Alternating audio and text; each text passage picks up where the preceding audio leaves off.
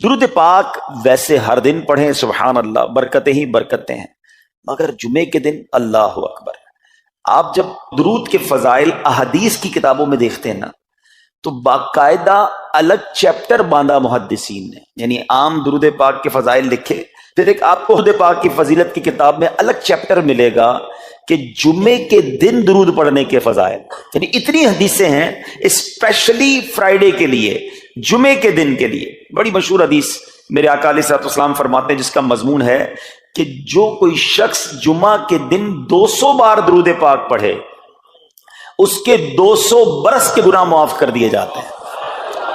اب یہ کتنی پیاری حدیث ہے۔ ایک اسی طرح کی حدیث یہ بیسیکلی کثرت سے بتانے کے لیے، انکریج کرنے کے لیے کہ درود اس دن زیادہ پڑھے جائیں، گناہوں کی معافی کا ایک ایسا سبحان اللہ سلسلہ ہے۔ ایک اور حدیث پاک ہے جس کا مضمون ہے جو جمعہ کے دن 80 بار درود پاک پڑھے اس کے 80 برس کے گناہ معاف کر دیے جائیں گے۔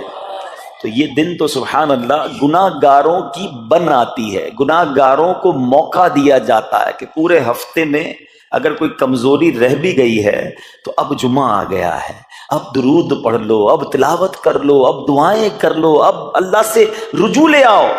یہ جمعے کا دن سبحان اللہ، مفتی احمد یار خان نعیمی رحمت اللہ تعالی علیہ فرماتے ہیں جمعہ کے دن کوئی نیکی کی جائے اللہ کی بارگاہ میں جمعے کا شرف اور مقام اتنا اعلیٰ ہے کہ جمعہ کی ایک نیکی 70 گنا اس کا ثواب عطا کیا جاتا ہے، ملٹی پلائی بائی 70۔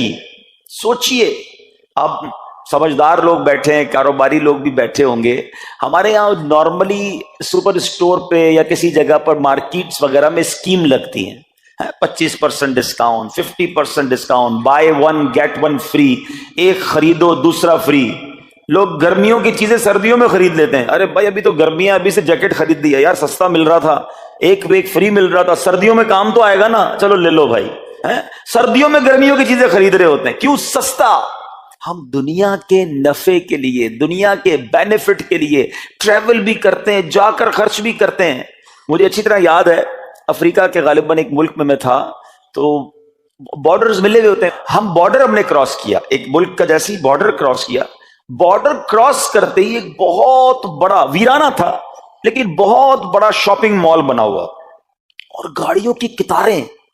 تو میں نے اسلامی بھائی سے پوچھا یار اس ویرانے میں اتنا بڑا شاپنگ مال اور اتنی گاڑیاں؟ تو انہوں نے وجہ بتائی، کیا بتائی؟ کہتے ہیں جس ملک کے بارڈر کے ساتھ یہ سٹور ہے نا، اس ملک میں ٹیکس ہے، یہ ملک ٹیکس فری ہے۔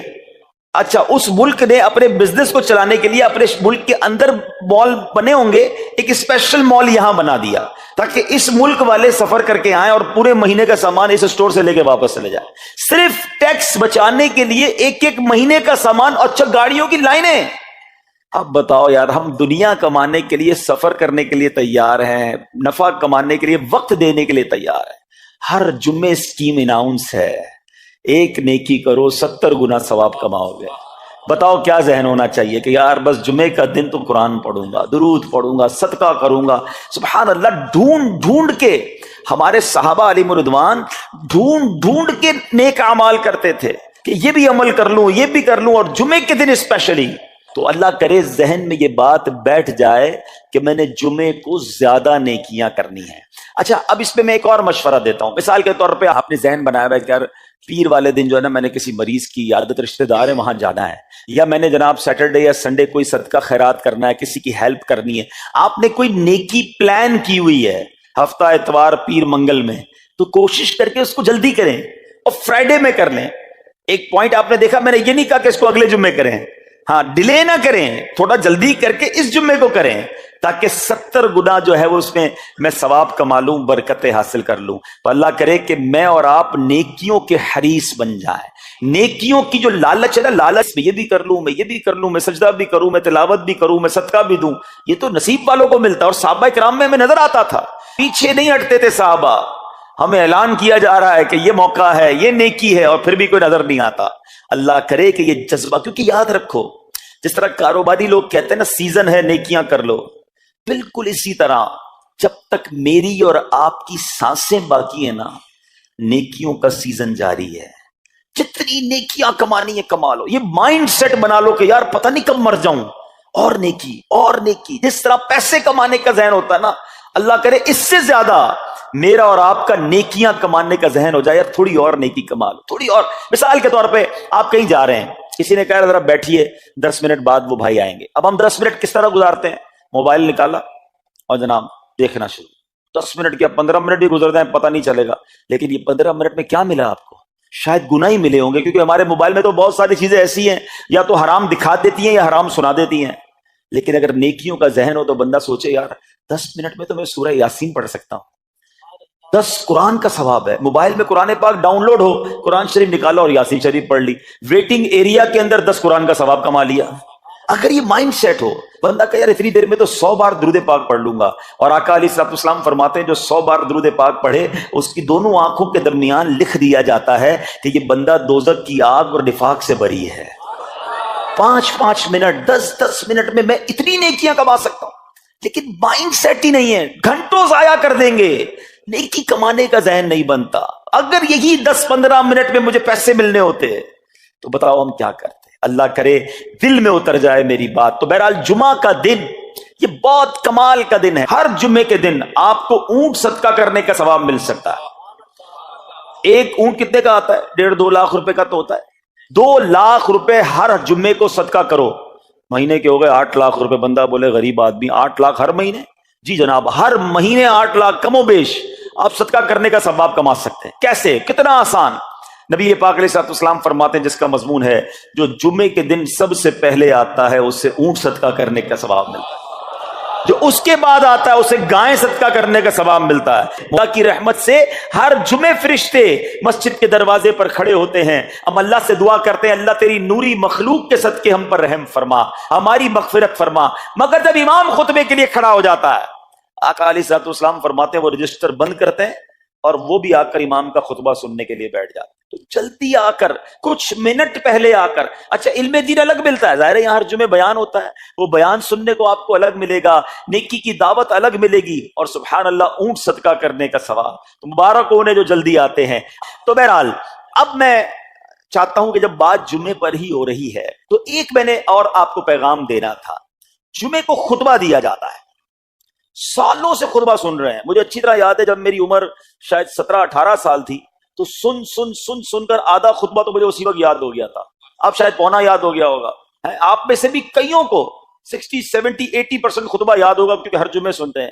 مگر کس کو یہ تجسس ہوا کہ یہ ہر جمعے امام صاحب پڑھتے ہیں، اس میں پیغام کیا ہے، اس کا ترجمہ کیا ہے، اس میں ہمیں کیا جاتا ہے؟ بس سر جھکاتے ہیں، ہاتھ باندھتے سنتے رہتے ہیں، کچھ سو بھی جاتے ہوں گے.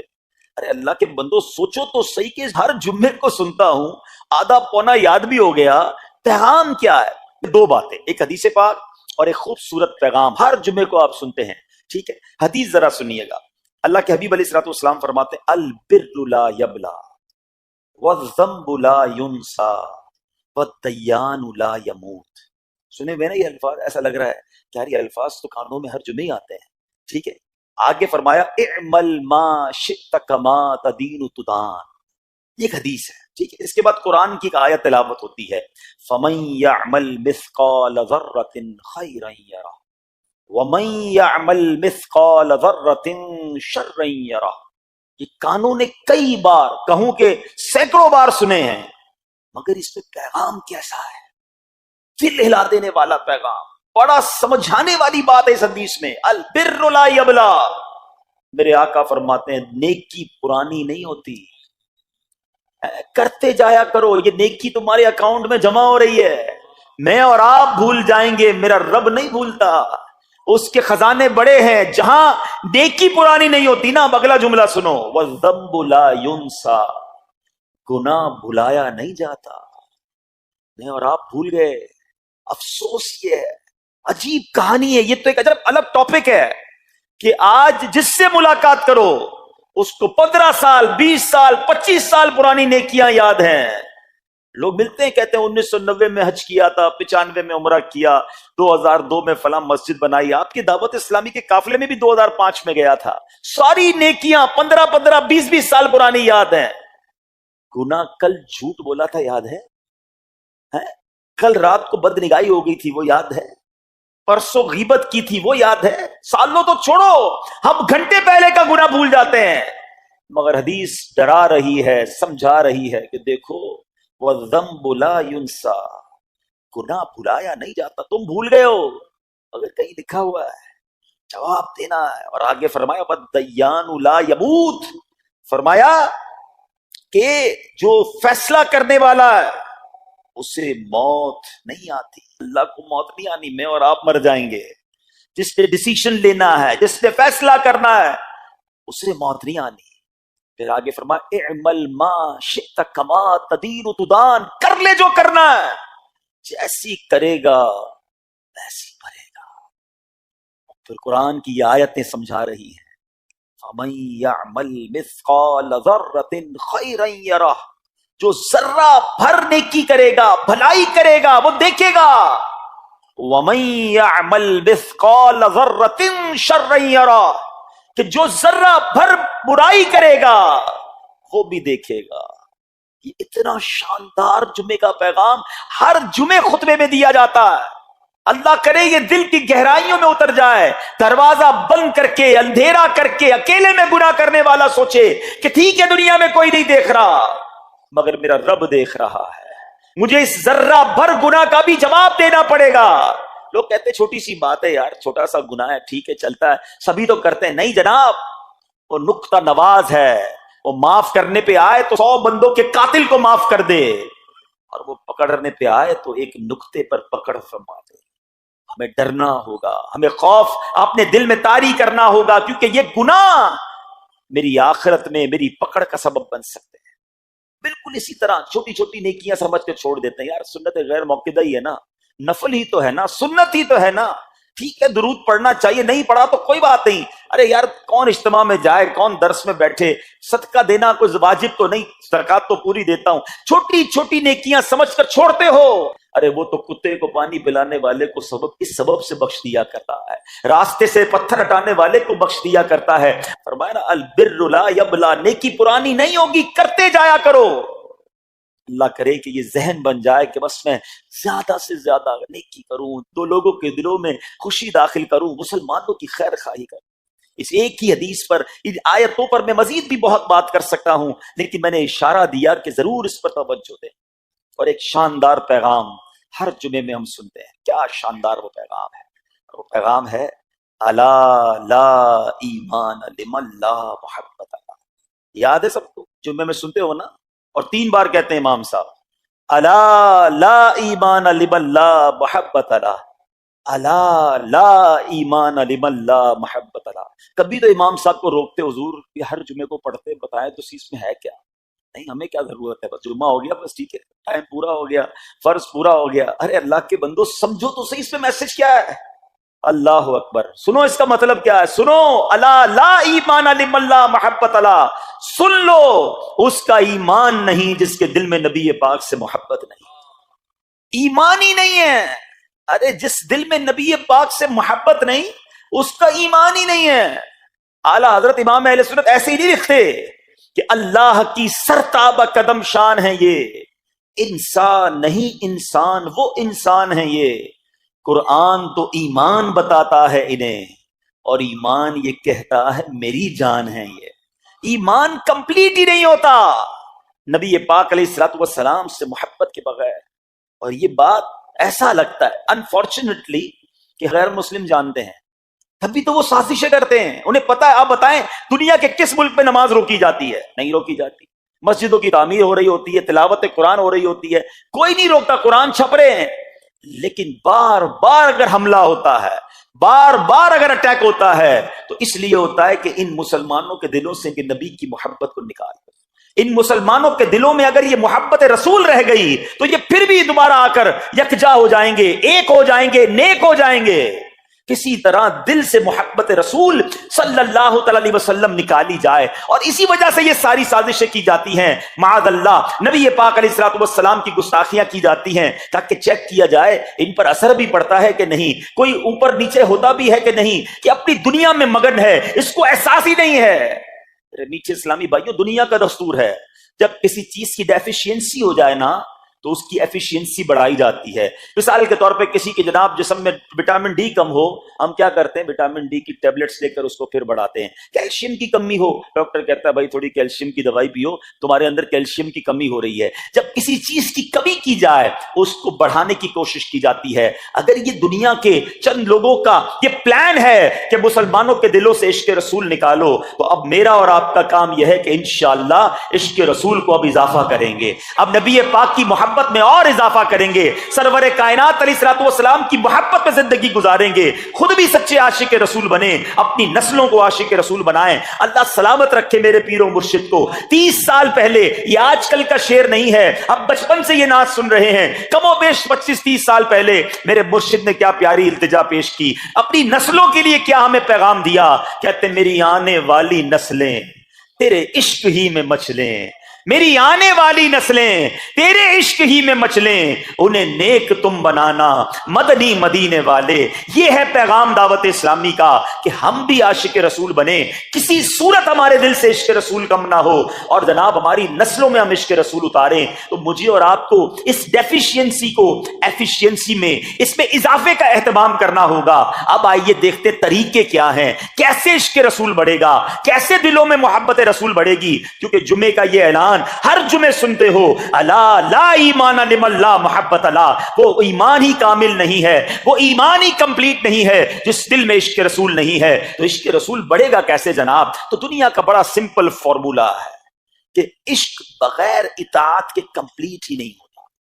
دنیا میں بھی آپ جس سے محبت کریں, ہو ہی نہیں سکتا کہ آپ جس سے محبت کریں اس کی بات نہ مانیں. ایسا ہو سکتا ہے کہ میں آپ سے محبت بڑی کرتا ہوں, مانوں گا ایک بھی نہیں آپ کی؟ نہیں جناب. جس سے محبت ہوتی ہے بندہ کہتا ہے آپ کے لیے جان حاضر ہے, آپ حکم تو کریں, آپ کا فرمان سر آنکھوں پر. یہ دنیا کا دستور ہے. تو اگر آپ واقعی نبی پاک سے محبت کرتے ہیں یا سچے عاشق رسول بننا چاہتے ہیں, تو پھر فرمان رسول پر عمل کرنا ہوگا, نبی پاک کے طریقے پر عمل کرنا ہوگا, اطاعت رسول کرنی ہوگی, تبھی آپ سچے عاشق رسول کہلائیں گے.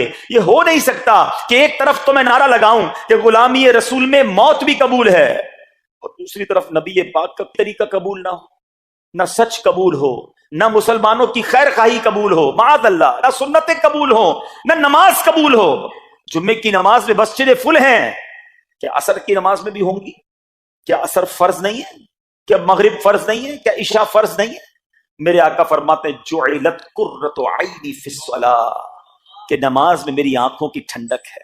ان گستاخان رسول کو یہ جواب دینا ہے کہ تم جتنی نبی پاک علیہ الصلوۃ والسلام کی معاذ اللہ شان میں گستاخی کرو گے, دنیا میں تو نیست و نابود ہو ہی جاؤ گے, مگر تم دیکھو گے کہ تمہارا ہر قدم ہمارے عشق رسول میں اضافے کا باعث بنے گا, ہمارے انشاءاللہ نبی پاک کے قریب ہونے کا باعث بنے گا. آؤ نیت کریں کہ آج کے بعد ہماری کوئی نماز قضا نہیں ہوگی, آج کے بعد زندگی نبی پاک کی سنتوں کے مطابق گزرے گی.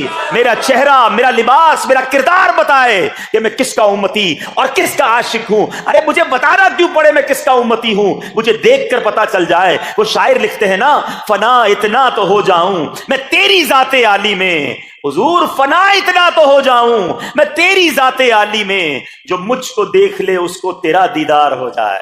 اللہ پاک نبی پاک علیہ الصلوۃ والسلام کے سچے عاشقوں میں ہمیں شامل فرمائے.